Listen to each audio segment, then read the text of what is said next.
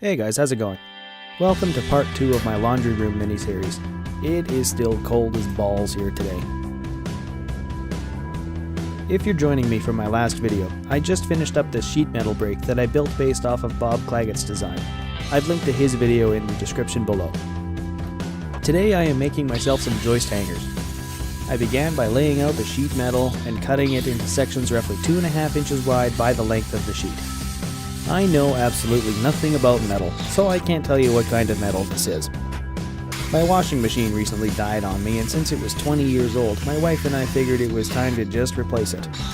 However, it seemed like a waste to just trash it, so I spent a couple hours disassembling it and salvaging everything I thought would be useful off of it, as well as the companion dryer since we were replacing the set. This is one of the sides of either the washer or the dryer.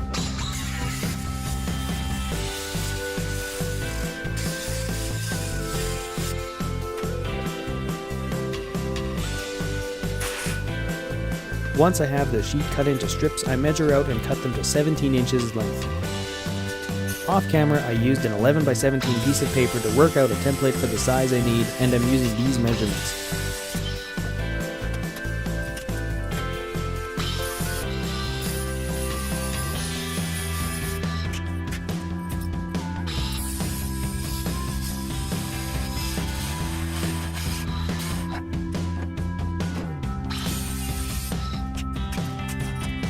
So I burnt through 4 batteries in about, how long have I been recording? 45 minutes. So clearly this is going to take me a lot longer than I want it to, unless I can find a corded angle grinder and I can do the cutting with that. So I guess I get to wait for everything to charge now, so I'll be back. Instead of waiting for 3 hours for my batteries to charge up, I called my uncle and stole his corded angle grinder. Now I don't have to worry about the batteries. I clamped it into my temporary work table, and with a small clamp on the switch to turn it into a cheap bench grinder, I began to clean up the edges of all the pieces since the angle grinder left everything sharp and jagged. I feel like I should also say before any of the safety trolls start salivating over this, I know I probably shouldn't be wearing gloves around spinning blades.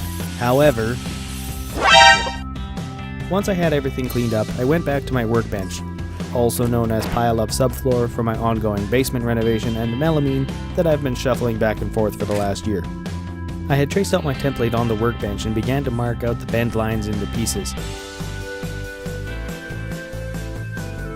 When I had the centers marked out, it occurred to me that it would make sense to mark out everything at once, so I grabbed the template again and marked out the other 4 bend lines.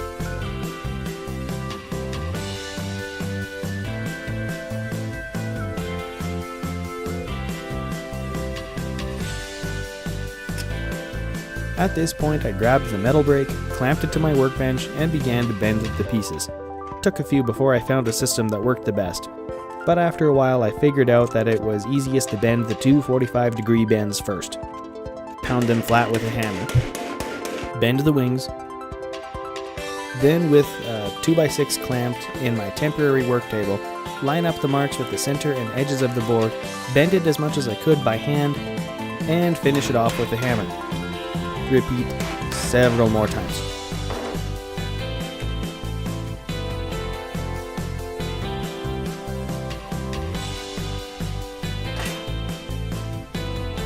Now that that's over with, it's time to take these over to the drill press. I drilled 3 holes in each wing, 2 in the bottom,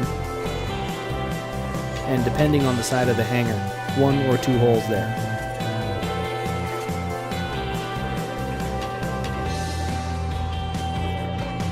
And with that, I just have to take these inside as they are ready for use. But that will have to wait until part 3 and the finale of this miniseries.